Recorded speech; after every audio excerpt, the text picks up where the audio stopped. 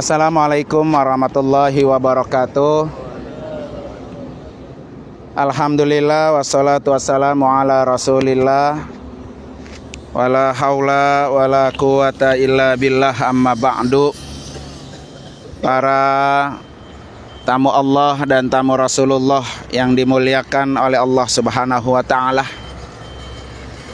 alhamdulillah pada hari ini kita sama-sama sudah berada di tanah yang sangat mulia, di tanah Arafah, dan kita berkesempatan melakukan satu perintah Allah, yaitu melaksanakan ibadah haji.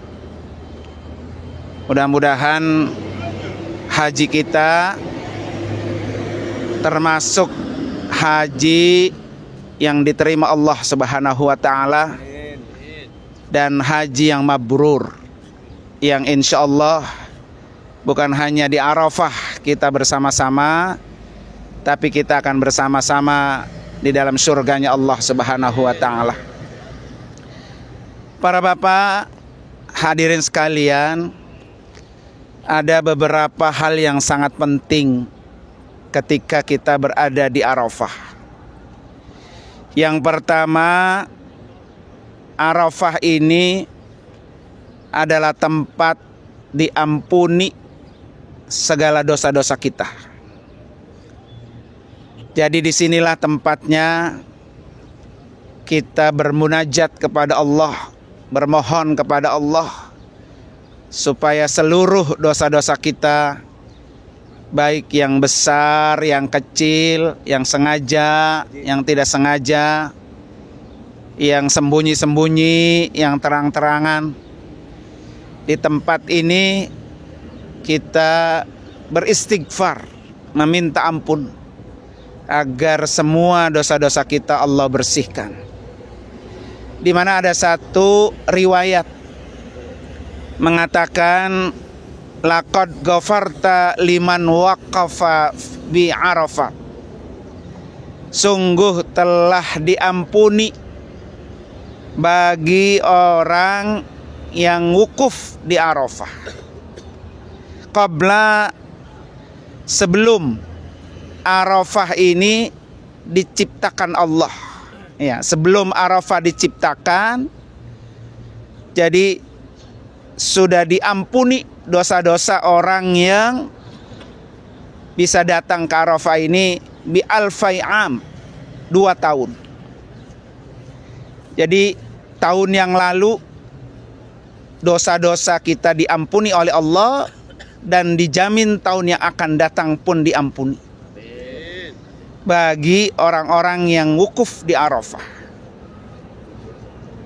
Maka oleh karena itu, seberapa banyak kita punya dosa dan seberapa banyak kita punya atau melakukan kesalahan, disinilah tempatnya untuk kita meminta ampun kepada Allah Subhanahu wa ta'ala.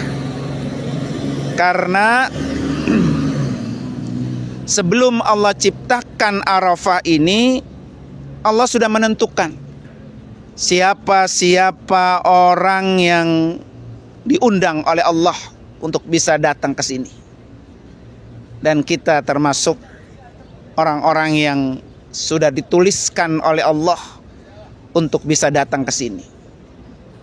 Berapa banyak saudara-saudara kita yang tahun ini khususnya, mereka sudah mengeluarkan uang yang begitu besar, begitu banyak. Ternyata uang itu tidak bisa menjaminkan orang itu untuk bisa datang ke Arafah. Karena nama-nama orang-orang yang datang ke Arafah ini adalah nama-nama yang sudah Allah tuliskan sebelum Arafah ini diciptakan oleh Allah Subhanahu wa ta'ala. Kan itu nanti bapak-bapak sekalian, sepanjang kita berada di Arafah, yang pertama, banyakin istighfar. Istighfar sebanyak-banyaknya. Istighfarkan buat dosa kita. Astagfirullahalazim, ya Allah ampuni dosa-dosa saya. Istighfarkan juga untuk kedua orang tua kita.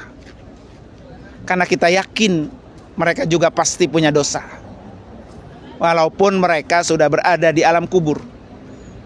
Tapi dengan kesempatan anak-anaknya bisa datang ke Arafah ini, dengan istighfar anak-anaknya, maka dosa-dosa orang tua kita pun diampuni oleh Allah Subhanahu wa ta'ala.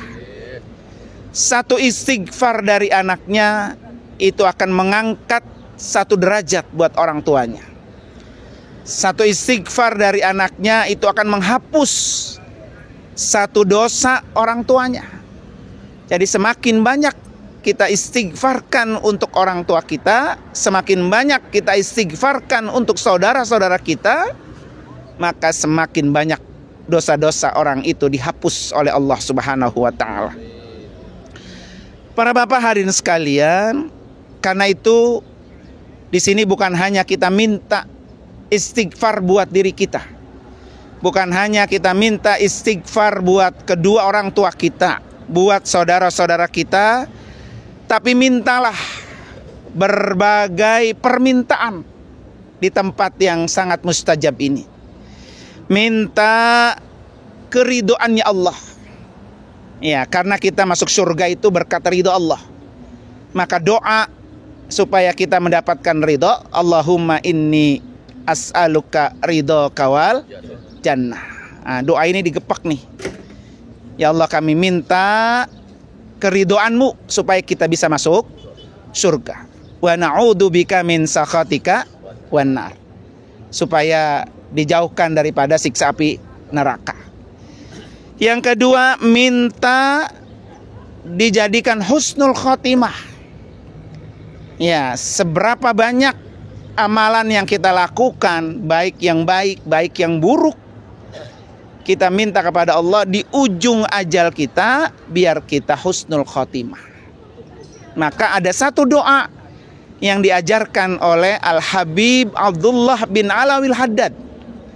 Kata beliau apa? Allah makhtim lana bil Islam, tutup ajal kami dalam keadaan beragama Islam. Wakhtim lana bil iman, tutup ajal kami dalam keadaan beriman. Wakhtim lana bil khair, tutup ajal kami dalam melakukan kebaikan.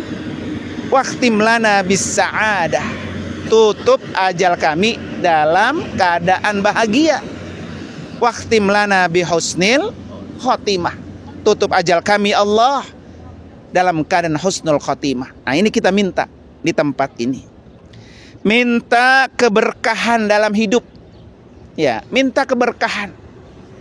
Berkah rumah tangga kita, berkah rezeki kita, berkah umur kita, berkah ilmu kita, berkah segala-galanya. Makanya ada satu doa kan ketika kita kunut tadi, Allahumma barik lana fima a'taitana. Ya Allah, berkahi kami apa aja yang telah Engkau berikan kepada kami. Jadi di tempat ini minta keberkahan, minta agar kita cinta kepada Allah. Jadi cinta kita, hidup kita semua untuk Allah. Itu kita minta di tempat ini. Minta cinta kita kepada Rasulullah, ya, sallallahu alaihi wasallam. Karena berkat Rasulullah kita bisa ke Arafah, kita bisa mengenal Islam. Ya, karena itu ya Allah, tanamkan rasa cinta kami kepada Nabi sallallahu alaihi wasallam. Para bapak hadirin sekalian, makanya tadi ada surah yang dibaca oleh guru kita, surah Al-Baqarah ayat 201, ya 202. Dulu orang haji itu yang diminta urusan dunia, karena mereka dulu itu bangga dengan keluarga besar mereka. Ini ayah saya gini, keturunan saya gini. Jadi orang ketika datang ke Arafah, datang di Muzdalifah, datang di Mina, yang diminta urusan apa? Dunia. Kata Allah, jangan minta urusan dunia saja, maka suruh minta apa? May yaqulu rabbana atina fid dunya hasanah wa fil akhirati hasanah. Nah, ini doa ayat ini turun itu karena banyak orang-orang haji itu ketika berdoa hanya minta urusan dunia. Padahal dunia yang kita ada itu hanya sebentar. Dan dunia itu tidak abadi.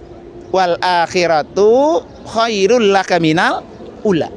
Jadi akhirat itu jauh lebih baik daripada kehidupan dunia. Maka mintalah urusan dunia di Arafah, di Muzdalifah, di Mina. Itu 3 tempat, 3-tiganya tempat mustajab. Mintalah urusan dunia dan akhirat di Arafah, di Muzdalifah dan Mina. Kita minta kepada Allah Subhanahu wa taala. Makanya kata Nabi apa? Khairud du'a Arafah. Sepaling baik doa itu ya di Arafah. Maka Bapak hadirin sekalian, maksimalkan tuh. Udah Allah kasih kesempatan di sini, udah Allah undang kita di sini, kita panjatkan doa kita pada Allah. Maka ada satu amalan nih dari Ustazah Halimah Idrus. Beliau mengatakan apa? Banyakin ketika di Arafah baca surah Al-Ikhlas 1000 kali. Kata beliau, usahakan surah Al-Ikhlas ini sebelum asar selesai. Nanti habis asar isi dengan doa sampai terbenam matahari. Nah ini biasanya habis asar banyak digunakan buat selfie-selfie, foto-foto kesini kesono. Ya, justru habis asar itulah saatnya kita berdoa. Ya, nanti menjelang zuhur sudah duduk bareng, sholat zuhur dan asar di jamaah takdim, terus dengerin khutbah Arafah. Setelah itu baca zikir termasuk surah Al-Ikhlas 1000 kali sampai asar. Nanti habis asar isi dengan doa. Ya, doa apa yang Bapak mau minta di sini? Nah, semua kita minta di sini. Nah, mudah-mudahan ya kita semuanya termasuk orang-orang yang doa-doanya dikabul, diterima, diijabah oleh Allah Subhanahu wa taala, sehingga kita termasuk orang-orang yang pulang dari tanah suci ini, pulang dari Arafah ini mendapatkan hajinya haji mabrur, kemudian segala dosa-dosa kita dihapus oleh Allah Subhanahu wa taala. Dan tentunya kita kembali ke tanah air seperti bayi yang baru dilahirkan, bersih tanpa dosa. Karena itu yang perlu Bapak Ibu lakukan. Ya, sekembalinya di sini, orang untuk mendapatkan mabrur itu sebetulnya lebih gampang dibanding mempertahankan kemabruran. Sama kayak orang berprestasi begitu ya. Orang untuk mengejar prestasi lebih gampang daripada mempertahankan prestasi. Kita sudah berusaha keras semaksimal mungkin bagaimana biar mabrur. Nanti kemabruran itu ada 3. Mabrur sebelum berangkat, mabrur saat pelaksanaan, dan yang lebih panjang lagi adalah mabrur ketika kita pulang.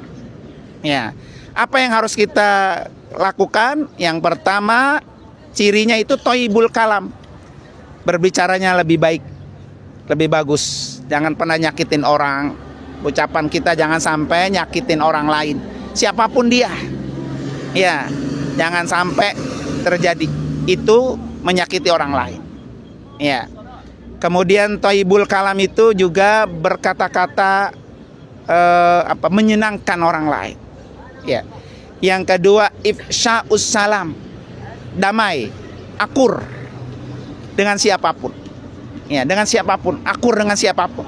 Itu tugas kita bersama deh tuh. Ya, kalau kita pengen mabrur. Dan yang ketiga, it'amut ta'am. Rasa sosialnya bertambah. Ya, tidak pelit, tidak kikir. Jangan dipanggil Pak Haji pelit. Ya, dengan kita mendapatkan mabrur, maka nilai berbagi kita bertambah. Syukur-syukur Bapak Ibu sekalian, cari amalan yang kalau kita berbagi pahalanya ngalir. Maka ciri orang mati husnul khotimah adalah ketika dia mati meninggalkan amalan yang dia udah mati tapi masih ngalir. Nah, itu ciri orang husnul khotimah. Ya, katakan kayak wakaf, kayak jariyah begitu ya. Nah, itu adalah ciri orang-orang yang matinya husnul khotimah, dia punya amalan yang udah mati, pahalanya masih apa tuh? ngalir. Dan itu kita usaha selama kita hidup. Bagaimana nih kita hidup ada amalan kita yang kalau kita sudah mati masih pahalanya apa tuh? Ngalir. Yang keempat adalah haji mabrur itu pulang haji meningkat kebaikannya. Ya, di sini Bapak Ibu sudah kita training, sudah kita bekali. Ya, baik sholatnya, baik zikirnya, baik amalan-amalannya. Nah, pulang itu jangan sampai sirna, habis. Ya, kayak qiyamul lail ya, sebisa mungkin kita lakukan. Karena seperti yang saya sampaikan kemarin di Kuba, bahwa orang bisa gampang masuk surga tanpa harus mampir ke neraka. Salah satu amalan apa? Qiyamul lail.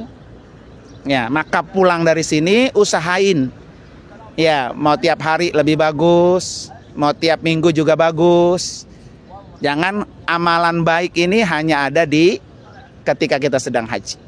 Karena itu mari sama-sama kita baca suratul Fatihah. Mudah-mudahan kita semua senantiasa Allah jadikan hajjan mabruran wa hajjan makbulan.